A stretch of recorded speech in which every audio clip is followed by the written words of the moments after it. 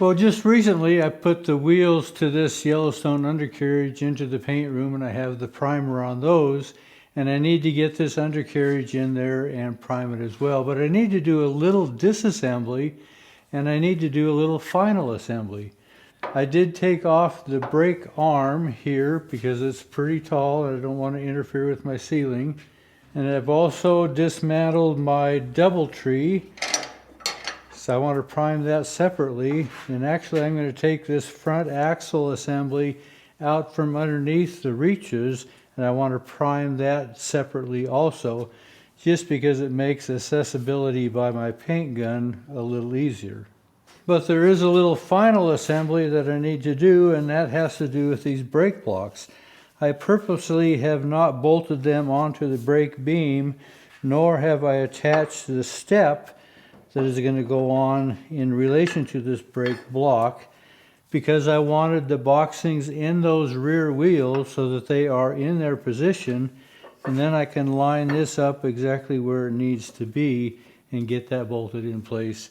Then I can put it into the paint room and prime the whole assembly. So now, with the boxings in place in the hubs where they need to be, this is going to tell me exactly where the location of my wheels are going to be. Get that nut put on, hold it in place. So that's where that's going to run. Now I know where this brake block needs to go.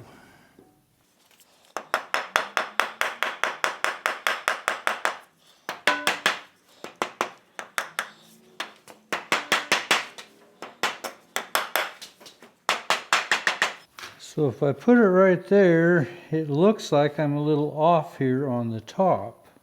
But we know the brake block is sitting square with the brake beam.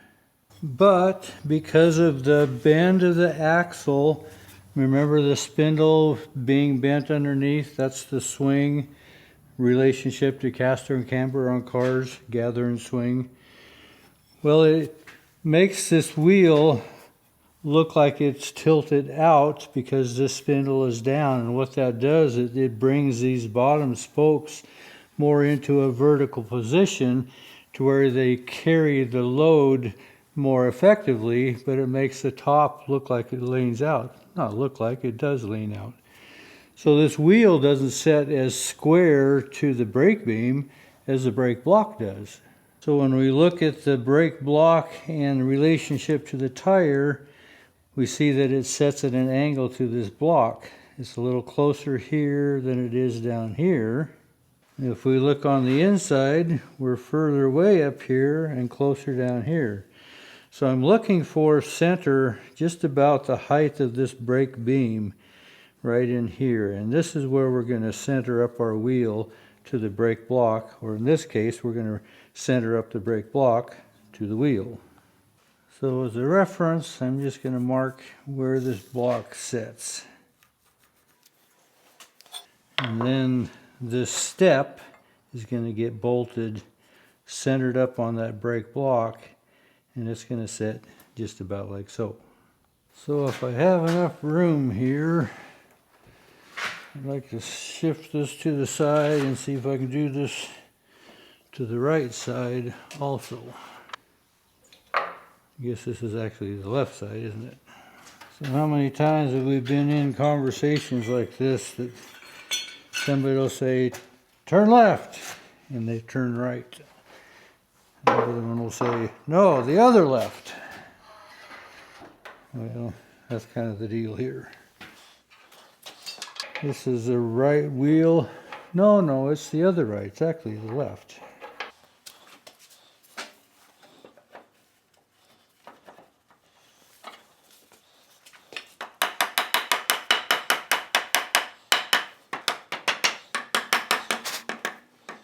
So I want this centered in the middle about the brake beam height, right about there. And you can see the same thing here. We're wider on top, narrower on the bottom, but centered in the middle. And to rotate our wheel, we should stay right there pretty close.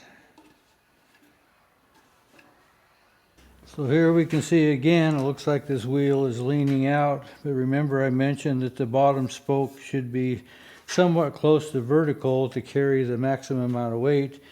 So if I just put a square on the floor here, see that bottom spoke is pretty close to the square, straight up and down.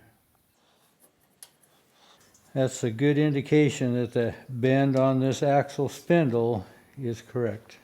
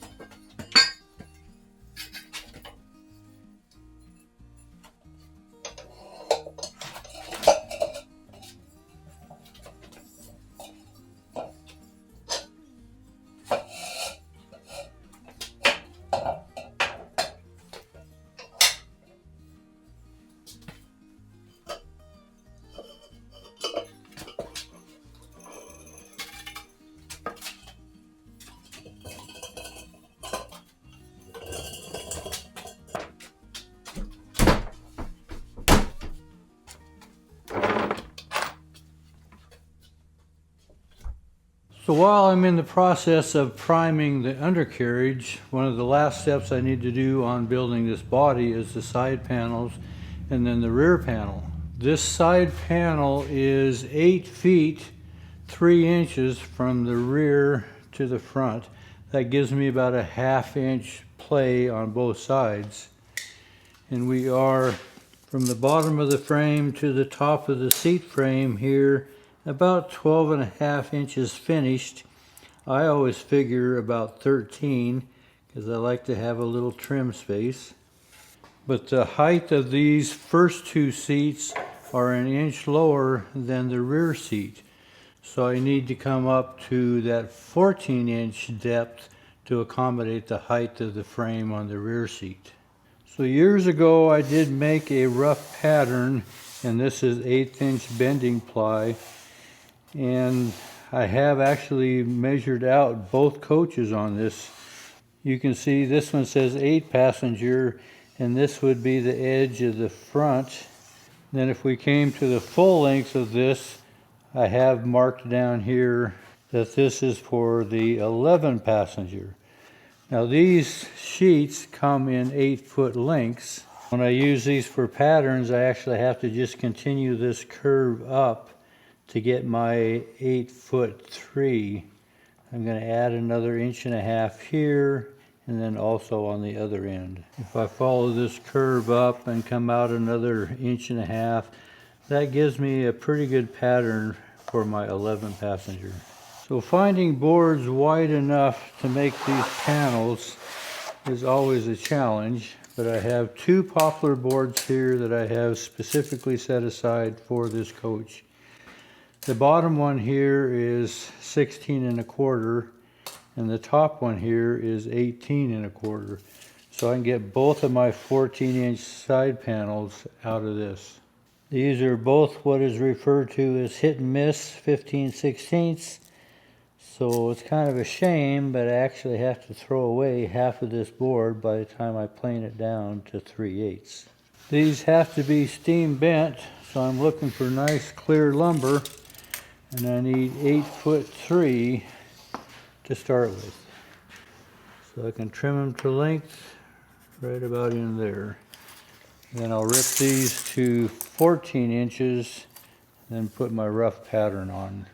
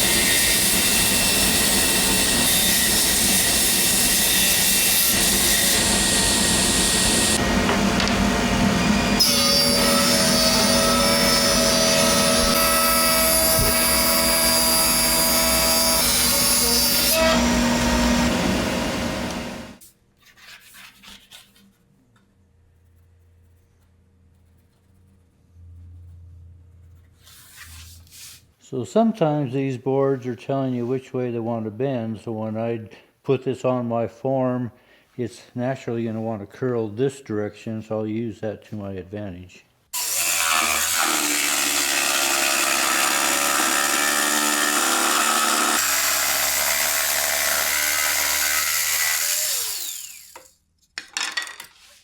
You know, this little jigsaw is a saw that my father bought for me when I was maybe 10.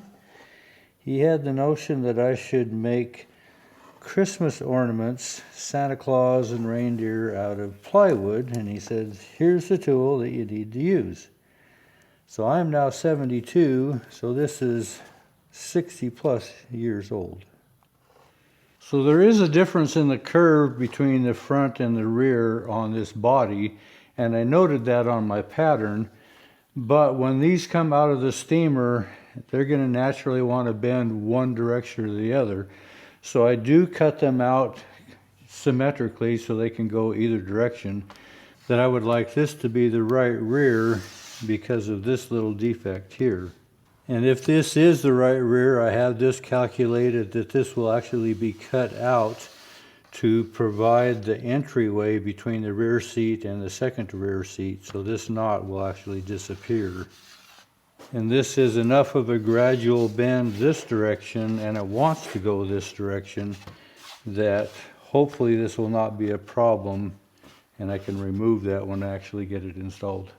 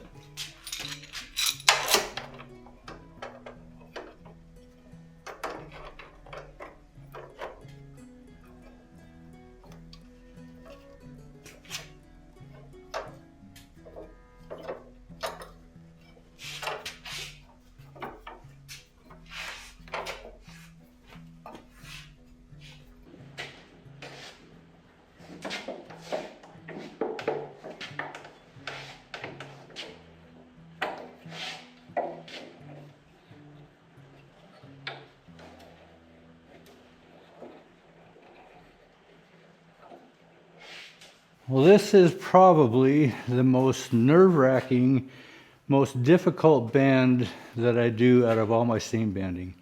I designed this form, I don't know, 35 years ago or so, and I've used it repeatedly. But to get this compound cup bend on the ends coming in toward the end and also rolling to give it that round shape on a 3/8 panel is a very difficult bend. There's just no two ways about it. I think we've got it. I'm just going to let it set here and dry and kind of cure for a fair bit of time, you know, several days or whatever. But always glad to get it done, and I'm always apprehensive to do it. The next most difficult part maybe is to get them installed, but this is the fulcrum point of the coach body panels for these Yellowstone coaches. Appreciate you coming along. Thanks for watching.